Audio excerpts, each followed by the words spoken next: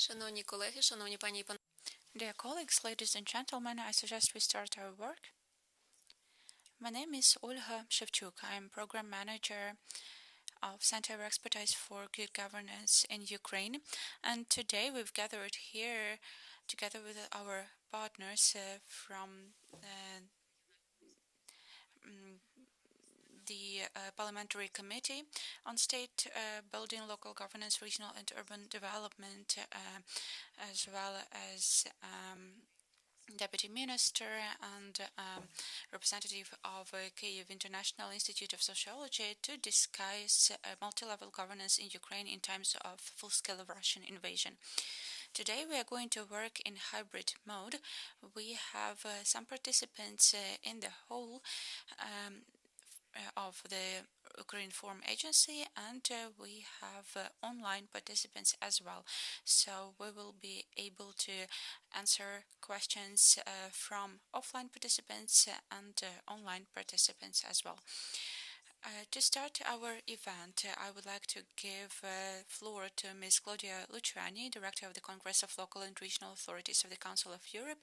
Please, and everyone else, please feel free to use simultaneous interpretation. Good morning, everybody. It is a pleasure to be here for this important part of our work, which concerns the presentation of findings of a survey that is very important for the work that we do together with our Ukrainian partners. It is something that is repeated now for the 8th time, so it's a constant, important ingredient of the work because it gives us a real-time picture of the support or lack of support of the people who are surveyed on a number of very important reform parts, but also because it helps us identify the changes that may occur in those numbers. So, like all statistical measures, this is extremely important to look at in a time perspective. But I must say that without anticipating the results that will be presented very shortly, it makes for a rather optimistic picture from our perspective because the support to decentralization remains very, very high in Ukraine in spite of the war. And this is measurable over time. So this is the first point I want to note. The other point that struck me is how the citizens feel that the smaller unit of government is what serves them better. So there is a search for a proximity of interaction between the citizens and the local government setups, and also how impatient the citizens are to recover decentralization after the war is over. So there is a clear, not only level of understanding for decentralization, but wanting to recover it as soon as it is possible. The other interesting part is about, of course, which is normal, the priorities given to fellow citizens who have been involved in the war. So a lot of the priorities revolves around the needs of those who have been fighting, and of course their returns to their homes, which is of course a very, very difficult and important question. The only skeptical note is about the importance that they feel they have in influencing decisions. So citizens do not feel that they have a high impact in decision making at the level of course, a consultation that was surveyed in the survey. And there is an important part of the survey that is not directly linked to the work that we do, but very important for the Council of Europe, that concerns the IDPs. The Council of Europe is very much involved in helping IDPs, so this entire part is extremely useful for our colleagues and other international organizations that are working on this topic. So overall, very useful and very important work that is done through the survey that we will certainly use in our future endeavor. And I just want to thank very much the Institute for this very important work. Thank you. Дякую, пані Клаудія. Thank you. Ms. Claudia, basically you have outlined the main chapters of this survey, but for full presentation of the findings of the survey, I would like to give the floor to Volodymyr Panyotov, Director General of the Kyiv International Institute of Sociology. He is online with us. Please, the floor is yours for 15 minutes. Greetings. I will now share my screen to show the presentation.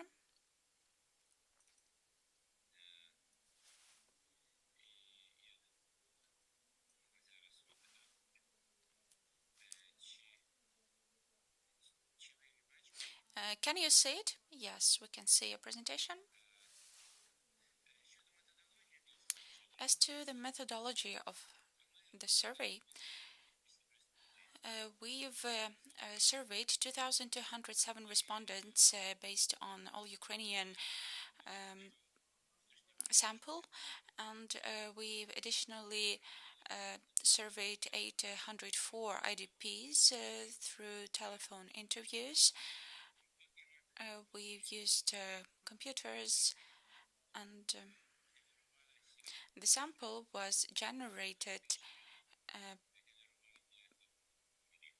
based on compilation of telephone numbers, and it's shown its effectiveness. The first question is related to people's attitude to reforms.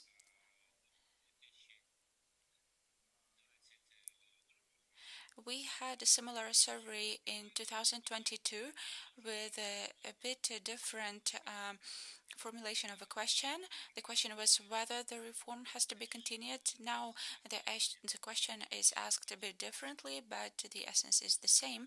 And we can see in dark blue, absolutely yes, light blue, rather yes, orange, rather no, dark orange, absolutely no, and we can see that approximately 38% say absolutely yes.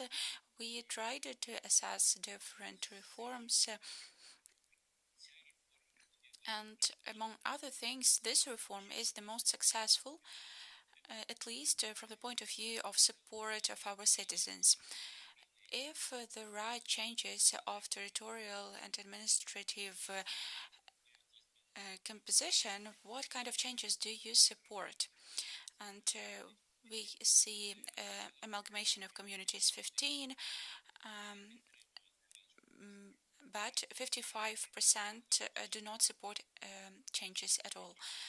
And we can see that the respondents who want further amalgamation constitute 10-15%. And when asked whether people support the processes or at least they say they're not against them, so some people are eager to answer yes. Another question was related to the damage and destruction of housing, and 61% of respondents said their housing in their regions, in their localities, was damaged or destroyed. And here to the right, you can see the number of respondents who say that their overall assessment of recovery and restoration of houses is positive. Approximately a third part, 31%, say the restoration and recovery process are negative. So only 33% in the West said there were destructions or damages of property in their localities, 66% in the center of Ukraine, in the south 77%, and of course the biggest number is related to the east. In your opinion, who has to fund the recovery in territorial communities that were damaged? So 11% by bodies of centralized authorities in a centralized way, and 41% say that it has to be done by the central authorities, but in consultations with local self-governance and residents of communities. And again, the figure is 41%, and 24% say it has to be ensured by the self-governance together with residents of communities as agreed by the central authorities. Taking into account the threats due to the full-scale Russian invasion, do you think that your current place of residence is safe or unsafe? Safe is blue, unsafe is orange. I was quite surprised by this result, but 64% say that their current place of residence is absolutely or relatively safe, and only 35% say it's unsafe, which is a surprising finding. We can also understand that the security situation differs by regions. In the west of Ukraine, 82% say it's safe. In central region, 66% of people say it's safe, and the figures are lower in the south of Ukraine and the east of Ukraine. Next question, whether people have their own heating systems to supply themselves with heating and electricity. And only 30% of population said they had a backup heating system, and approximately 32% said that they had an alternative electricity supply system.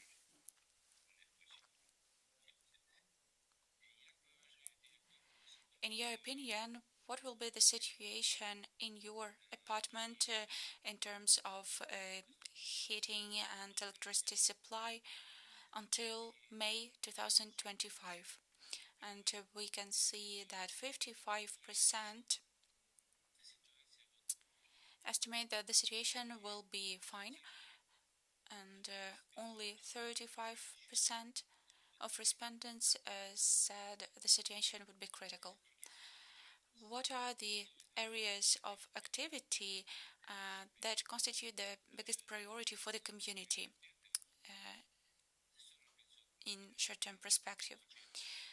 So the first place goes to programs of assistance to the serviceman, and second is availability of decentralized electricity supply systems. Then establishment of working places and support to local entrepreneurs. Next slide is the continuation. There are other topics of lower priority. You might be able to look at it if interested. Next slide.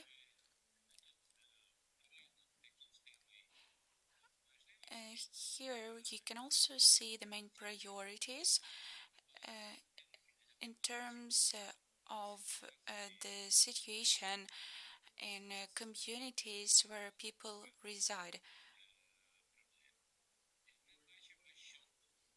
So we can see that the situation with the assistance is more or less positive,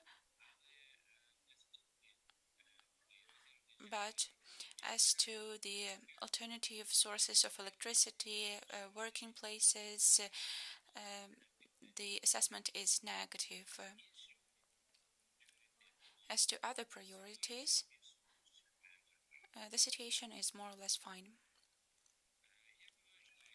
In your opinion, Do residents of your settlement have a real influence at the activities of local self-governance? And the minority of respondents said residents have some influence. Um, so approximately 40% said they had impact, but the majority said they had no impact on decision making. The problems as to the funding of the armed forces of Ukraine, whether it has to be done using the funds from the state budget, that's something 16% of respondents chose. Another alternative through a combination of state budget and local budgets. 33.3% of respondents chose this option, and 45% of respondents said it had to be done from the state budget and partial funding from local budget. So the difference in the two list options was whether there is contribution from local budget has to be voluntarily or obligatory.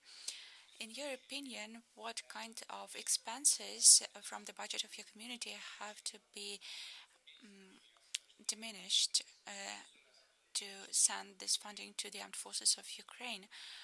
And so the first answer is expenditures for the cultural institutions and cultural events, then expenditures for urban planning and construction and repairs of roads. So we can see that our residents underestimate the significance of culture for the existence of communities. What changes do you expect within the next 12 months in the communities you live in? That's an indicator of optimism. If in 2022, almost 80% of respondents would say they expect changes for the best, now this figure is 53%, and only 5% expected changes for the worst in 2022. Now this figure is 18%. On the other hand, after 2 years of the full-scale war, after all the suffering, most people still expect changes for the best in future. So from this point of view, this indicator is not so bad. In the last chapter, that is the data according to the survey of conducted among the IDPs. What is your attitude to the IDPs in your Hromada community? That is the first column, and that is the general number, the general information, the first two columns, and the next two ones. That is. The first one is non-IDP, so the other one is IDP. So we can see that in 2021, 72.1 had positive attitude toward the IDPs, and 77.5 in 2022 thought that it was that the community successed them with hospitality. And I was actually very pleased that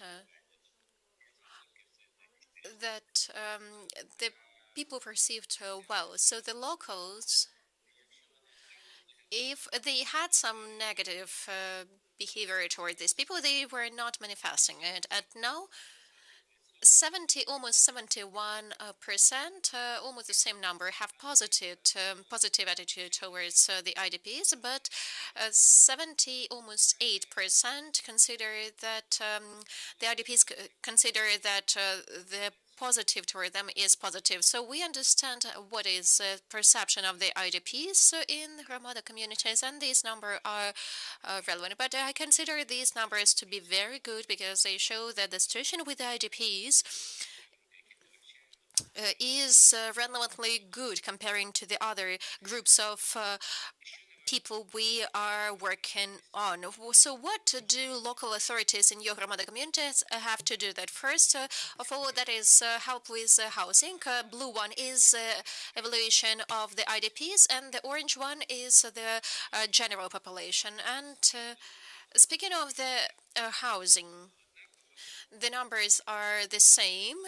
Humanitarian assistance provision, that is a concern of the IDPs. And as for the requalification of the IDPs and their employment, it is a concern of the non-IDPs, so the local population. We can also consider the rest of the questions, but it's mainly not about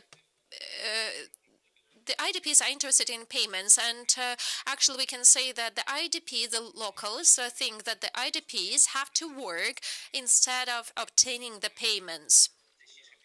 So the majority, consider that the IDPs have to work instead of getting the financial assistance. And the evaluation of the employment, in my opinion, it is a very positive picture. We see a dark blue, that is the situation at the moment in 2024,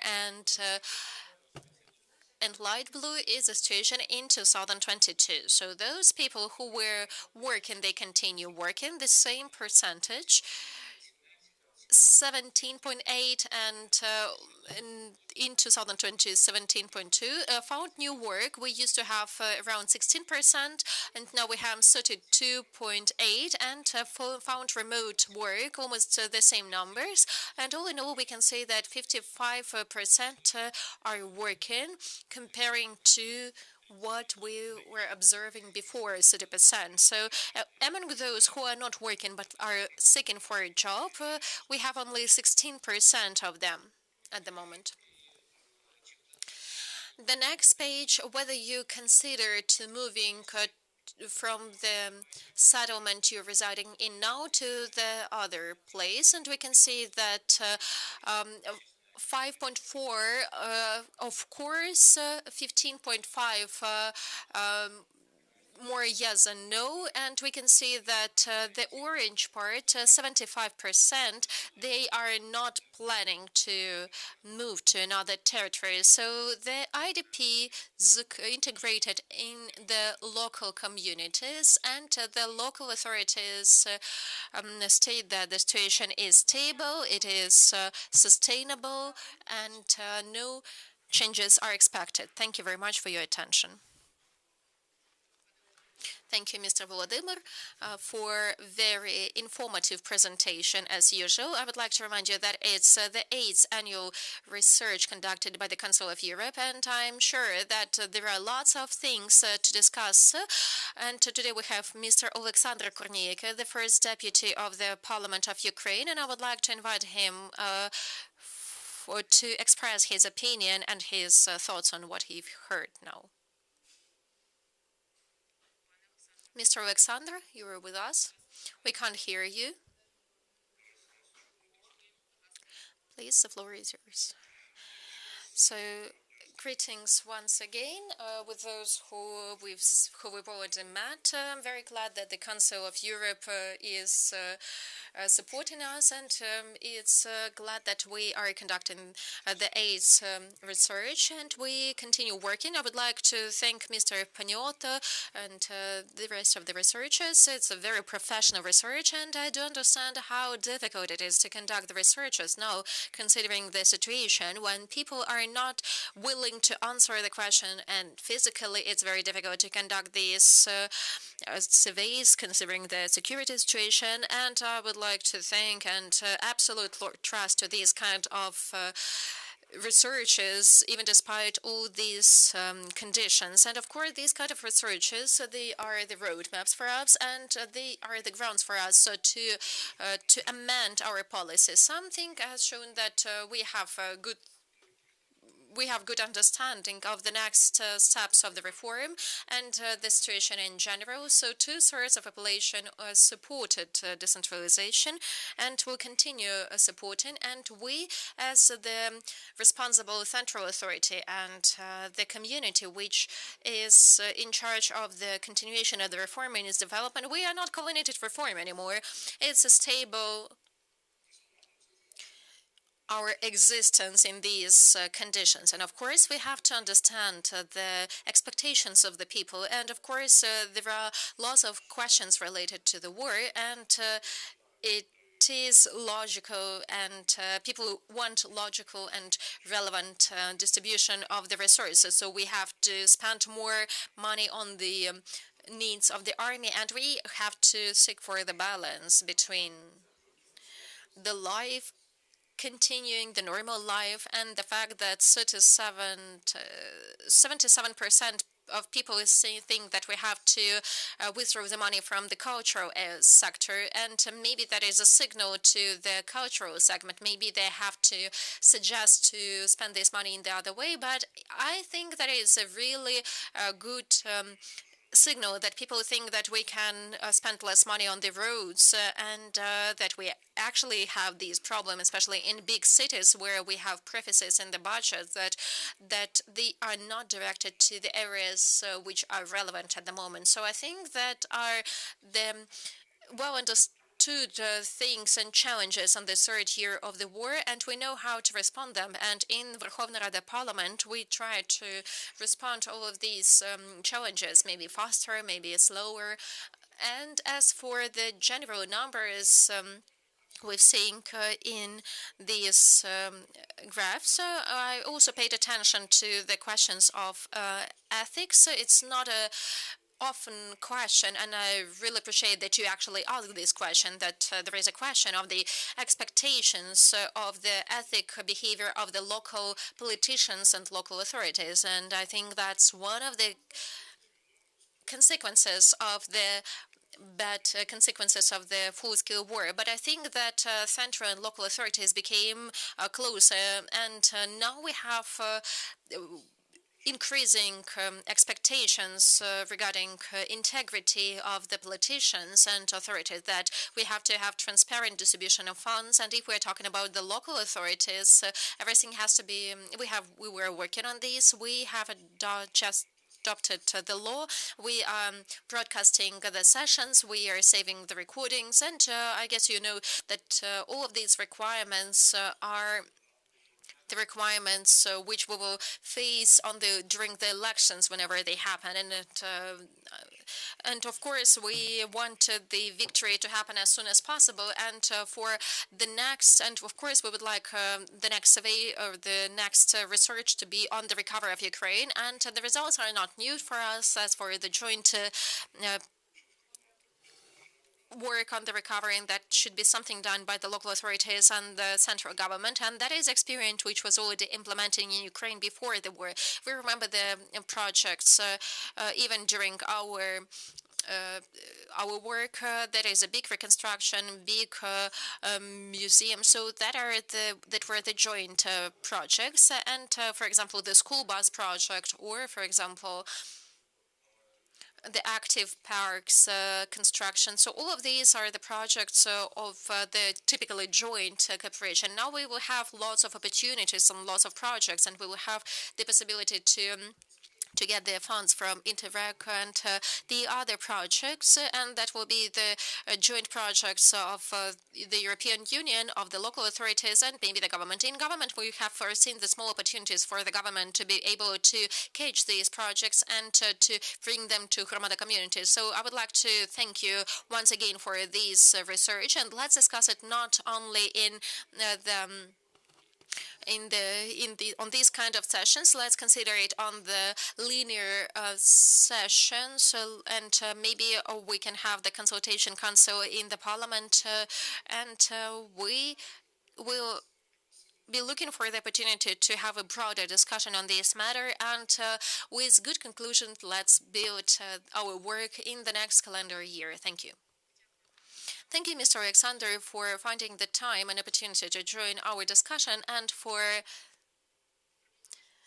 bringing back our discussion to the practical steps. And today we are talking not only about the numbers, about the results, but we are talking also about how we can use these numbers to amend the work of the politicians. And I would like to ask all our speakers to say what do they think about the trends we can see from this research and maybe the future possible actions. So we have we are short in time, and I would like let's have three, maximum 4 words. And the first one, Vitaly Bezhin, the national member of the Parliament of Ukraine, the head of the subcommittee of the Parliament of Ukraine. Thank you, Ms. Olha. Thank you, everyone. I would like to express my gratitude to the Council of Europe, and I would like to thank sociologists for their work. It's really important to do these kind of research and these kind of cards, so especially when we are talking about the full-scale war, because we understand that it's also the thing which has changed the picture we are observing at the moment, and unfortunately a huge number of people who we call IDP, they have to be interviewed separately, and that is what you are doing this year and in 2023. And speaking of the key data we have observed today, so first of all, I cannot say that I opened something new for myself. So the trend is there, and if we compare 2023 to 2024, then we can say that the number is almost the same on each category which was presented today. First of all, the key issue, 77% support the reform, and in 5 years, there was no single time when we can, as a central authority, say about its analysis, the level of the support of decentralization was not falling lower than 70%. And I think that there is no European country where the where reformers has such significant support. And it means that both communicational component and the content of the reform was well applied, and of course the international partners who were providing technical assistance played a huge role in this. And as for the other thing, that is something, this indicator is not changing since 2023. 75% of the ADPs who are in so-called calm areas, they are not willing to leave the resided territories, and they integrated in the communities. That is the exact number we've seen in 2023 in autumn, and remember this number. And what does it mean? It means when the state is planning the infrastructure and the similar things for development, we have the tendency for the people remaining on the territories. And when we are talking about the planning, we have a similar opinion between the parliament and the government, because when we are talking about the recovery and service provision, we have to understand that these services are needed also in Lviv, because the load on the infrastructure in Lviv, it is also important. And I guess that in this case, the construction of the school 30 kilometers from the front line is not very relevant. But unfortunately, we've seen these kind of examples. But that is a question to those people who were responsible for this work. And as for the other things, so we can see the crazy numbers of the justified 95% on the support of the members of the army, because if we are not supporting the army and if we are not working on the rehabilitation and reintegration of the veterans of the war, then we will have faced huge challenges. And I'm confident that in this issue we will have a very difficult challenge. I mean, that is the land provision. That was a very acute question for the local governance when the number of the veterans was much smaller, and in this case the local authorities will have to find some maybe not very easy decisions with the government. And as for the rest of the priorities, currently, of course, security and energy, that are two key things, and I do not like that there can be another priority, especially when we're conducting the survey in autumn. And I think that it's also the indicator for the central and local authorities that we have to work cooperate. The only thing is that the thing which I wouldn't say that I didn't like, but it's it's more about the cautiousness of the people. When we were talking about recovery, the most popular answer was that the money has to come from the state budget, but consultancy and the decisions have to be made on the local level. Well, I think that here we have to find the balance because the state can provide you with an umbrella. The state has to engage the international funds, but without proactive position of the local authorities, it will be difficult to modulate these processes. Because I'm always saying that when we're talking about decentralization, when we are staying in Kyiv offices, you do not know better than the Hramadas know what kind of services do they need. That is my reflection. But the thing that is that the key indicators are stable. It means that despite the difficult times, difficult the full-scale war, difficult the sacrifices we have, we are able to remain sustainable when it comes to the authorities. Thank you. Thank you, Mr. Vitali. The indicators are stable. Let's continue speaking about how to apply them. Mr. Alexander Bychkin, the Deputy Minister of the Territories Development. Thank you, Olha. First of all, I would like to thank the Council of Europe for long-standing cooperation and support to local self-governance in Ukraine, and of course the Kyiv International Institute of Sociology for this insightful survey. We can see the support from the citizens of Ukraine for the decentralization reform. Also, this survey shows us some disproportions. Disproportions in needs, in capacities. These are basically the disproportions we see due to the war challenges. So the policy of the ministry will be to suggest the society, the colleagues from the parliament, the communities, and together with the strong support of our European colleagues, new models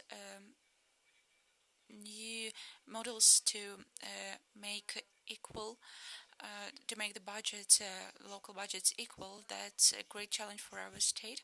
And it's also very important to say that the context of war has a significant impact on information space depending on where people reside and where communities are located. If they are close to frontline territories, they have one context. If they are in central regions, it's a different context, and another context in western regions. So that's also something we have to take into account. And I looked at the indicators related to IDP's integration in the host communities and whether they are ready to leave these host communities. And I think it's not a matter of quality of their integration. It's because the security situation at their home communities does not allow them to go back.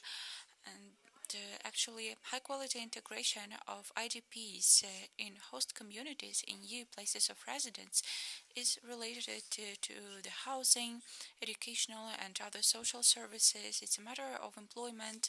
So we have to create the conditions for this integration to go smoothly and in high quality. I do not completely agree with Mr. Peniotto that IDPs have integrated well in their host communities. They just cannot go back to their home places due to security reasons there. Overall, this survey is very useful. It contains a lot of answers to the questions we have, and the answers we will use while developing our policies, while devising some strategies and plans, everything which is necessary to face the challenges we have. So, big thank you to our colleagues, sociologists, and I wish you fruitful work. Thank you, Alexei.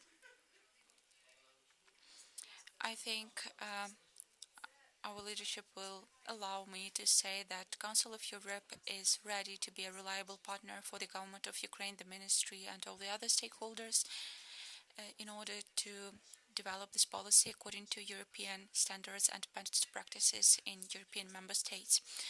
Next, I would like to give the floor to Ms. Larissa Bilozir, Member of Parliament and expert on administrative procedures in the respective parliamentary committee. Please, what are your thoughts as to these study findings and what can we plan together? Thank you for giving me the floor. Greetings, dear colleagues, representatives of the Council of Europe, dear friends.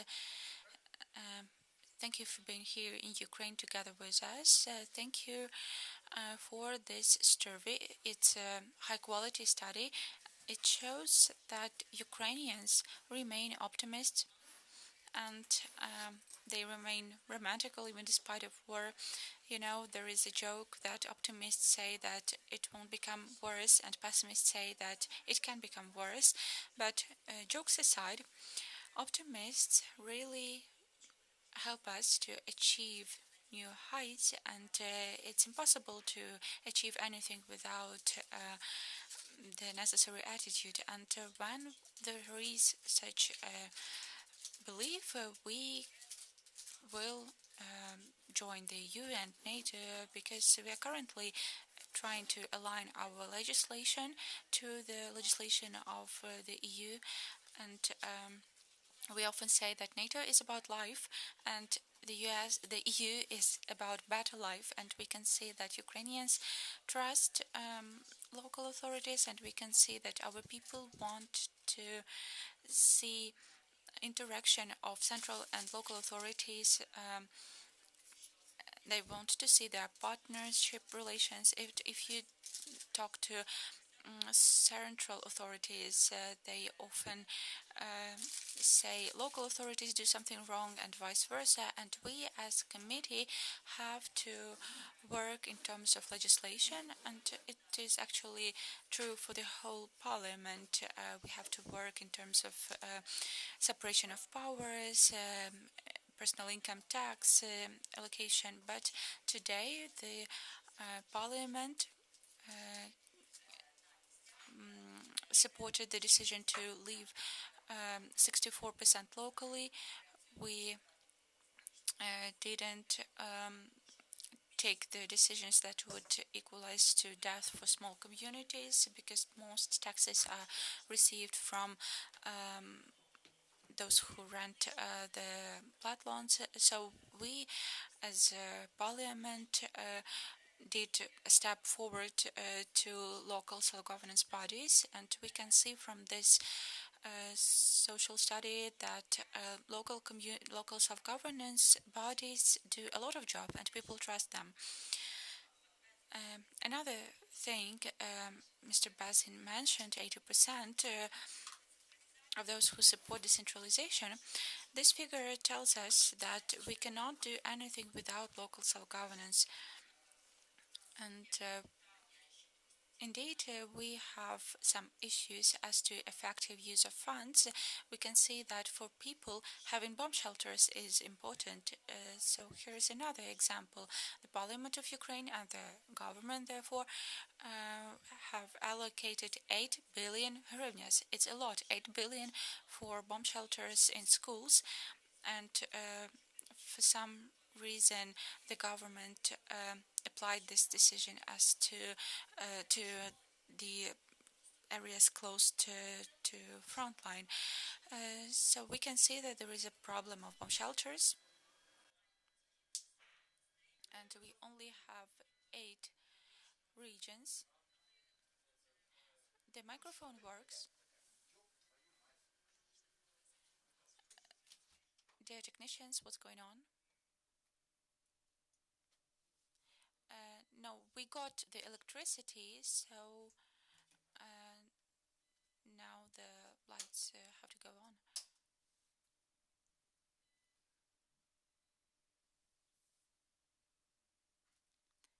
In 2 minutes, everything will work. I think we can take a break, 2-minute break.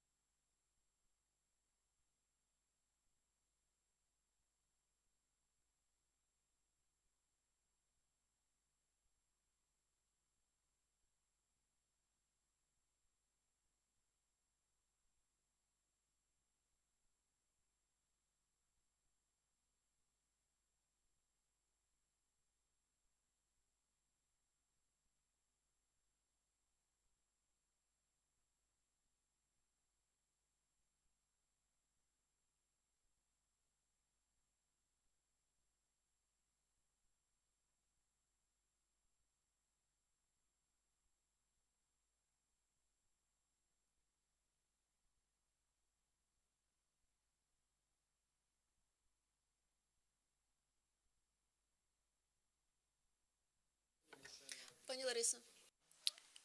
Larissa, dear colleagues, dear online participants, there was a power cut, that's why we had a break, but we are resuming our work, and I would like to give the floor again to Larissa Belozir, please. And about the efficient use of funds, I am happy that we have the project of World Bank directed at institutional capacity to develop bylaws. This project will be for the government, the ministries, in order to implement investment projects effectively. Sometimes our funds are not used effectively, and often it is related to bomb shelters, hospital, schools. For example, there is no bomb shelter in some hospitals. So neither the hospitals nor the schools have a sufficient number of bomb shelters. I would like to thank the Council of Europe and the Council of Europe Development Bank for allocated 200 million euros for certificates for IDPs. It's very important, not for the mortgage that the government provided for, but for the real certificates for our people to be able to use them instantly. I am happy that this project was used by the Ministry of Regions, and almost 2,000 certificates were allocated for IDPs, also for people with disabilities, servicemen, and I would like to ask to so that the Ministry of Regions, regional policy keeps this money. That's something which was very effective. And last thing I would like to say, actually, from the results of this survey, we can see that we lack trust, dialogue, and consensus.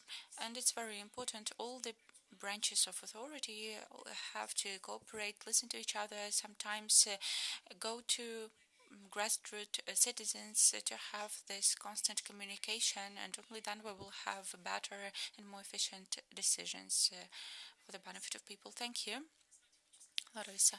I would like to say that a lot of efforts had been put into this survey. We've had a powerful team of experts, and one of them is Anatoly Tkachuk, our national consultant. I would like to give the floor to him. Yes, thank you very much. The surveys are necessary to go outside of your information bubble. We all live in our own bubbles, and we might think that everyone thinks the same and lives the same way. So I could often see that the opinions in my bubbles were refuted or confirmed. So my first idea is surveys are needed. They are always needed. So while preparing the plan of actions on implementation of state strategy of regional development, we have to take into account these findings among IDPs inside Ukraine and outside of Ukraine. And second statement, Ukrainians have proven to be more resilient in times of war than we could think. If we look at the graph 10.1, the dynamics of financial state of a family, we can see better indicators than we had in 2022 and better than we had before the war. It's very important to emphasize. Third statement, despite the general figure of support for decentralization, we have to pay attention to other figures. First is general satisfaction of people with the local self-governance authorities. So it's been 4 years since the last elections, and their level of satisfaction is quite high. It's very important. At the same time, we can see that people practically don't know what military administrations work on, rayon and regional councils as well. It also shows that the reform that was started was correct. Fourth statement, Ukraine is more united state that it was before, because there are no drastic regional differences except for security. And so this survey confirms the statement that in Ukraine there are several macro regions, and it depends on the security. So in the east of Ukraine, we have the worst situation with security. There is another situation in the center of Ukraine and a different situation in the west. So while developing plans and policies in terms of restoration of local self-governance locally, we have to take into account the presence of these three macro regions, and it's very important. Another statement which is important in terms of reforms and in terms of administrative and territorial organization, People do not wish to see any changes in administrative and territorial organization, so we need to think about a new meaning given to local governance bodies. As to IDPs, the picture is nice. We've already talked about it a lot, but I would like to focus on the figure 15% of people who are ready to go back to their home regions that they had left in the beginning of invasion. And here we have to look at the graph 6.2, conditions of return home. So those who are ready to return also say that there have to be certain conditions for that. If I consider that it's safe in my home settlement, only after the end of Russian invasion, 36.8% of respondents say that. So I cannot say that there is a big number of people ready to go back to their home settlements. It's nice that we have good attitude to IDPs in Ukraine, and it's good that Ukrainian territorial communities, despite everything, are ready to host another wave of IDPs if there is such a need. It's important Ukraine is united in the conditions of war. I would recommend those who prepare the decisions not only to look at graphs and diagrams.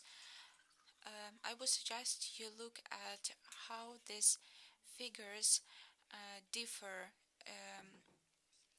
among different groups of people, age groups, and people with different backgrounds, because the majority of people might state that everything is all right, but actually this answer depends on education, place of settlement, place of living, and level of income. Thank you. Thank you, Mr. Anatoly. And I guess we will have also lots of discussion on this survey, on this research. And I would like to invite for the word Mr. Daniel Popescu. But before you start, we have 10 minutes for conclusions of today's work. Mr. Daniel, the floor is yours. Very much, Olga. I will try to answer to your second question. How can we use these results in our future work? And speaking here for the Council of Europe, I would say that I would take back home to Strasbourg 3 sets of figures. The first one concerns the remarkably high level of support for decentralization. This is, I think, unique from everything I know. In Europe, 10 years after a reform has been started, in most countries there would have been some sort of reform fatigue and people would start saying no. In Ukraine, remarkably, the population is still very much supportive of this reform. So I think our first strand of work in the next couple of years, with, of course, the agreement of the Ukrainian stakeholders, would be to continue to support the legal and institutional reform of decentralization, because it is clearly in the interest of citizens and it is what they want to achieve. Now, the second set of figures concerns the assessment of citizens in respect of the results of their local elected representatives. Now, these figures concerning their satisfaction with the governance at local level is very much correlated with the one of trust in local government, if you wish, in most countries, in all countries actually. So if we are to compare this to European averages, I would say this kind of satisfaction is slightly lower than the average of the European Union, but slightly higher than the satisfaction in Eastern European members of the European Union. So, but clearly I think this should inspire us or inform us to also cooperate with our partners in respect of strengthening the capacity of local authorities, of their associations, to deliver better services. So that would be the second, I would say, line of our possible cooperation in the next couple of years. And finally, I would say the figure which is quite intriguing and should inform us in the future work is the figure of concerning the number or the percentage of the citizens who believe they have an influence on the decisions taken at local level, which is quite low. It's not unique for Ukraine. It is a general impression that citizens have. It is a general challenge to democracy in all countries in Europe. A bit more in the south, a bit less in the north, but on average, I think we can say that there is a question about having correlation between what citizens expect and what local authorities decide on their behalf, and making sure that citizens believe rightfully that they have influence over political decisions. So I think that the third, if you want, a strand of work or pillar of work should be to help our partners to introduce more participatory democracy, to introduce more input from citizens in the decisions taken on their behalf. So this is what I take back home, and we will propose for cooperation to our partners for the next couple of years. Thank you. Дякую, Даніелю. Thank you, Daniel. Dear colleagues, I suggest to open the floor for the questions from the audience. Please, are there any questions? We have literally 5 minutes. Please introduce yourself and name your question.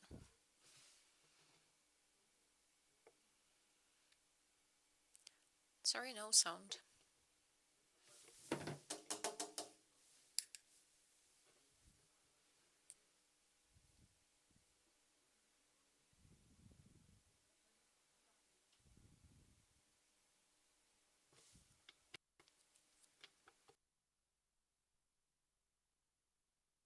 Пані Ларисо, у нас переклад.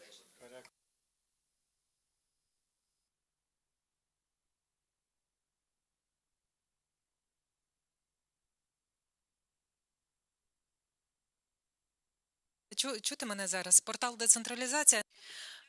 Portal decentralization. The question to Mr. Valery Yurievich.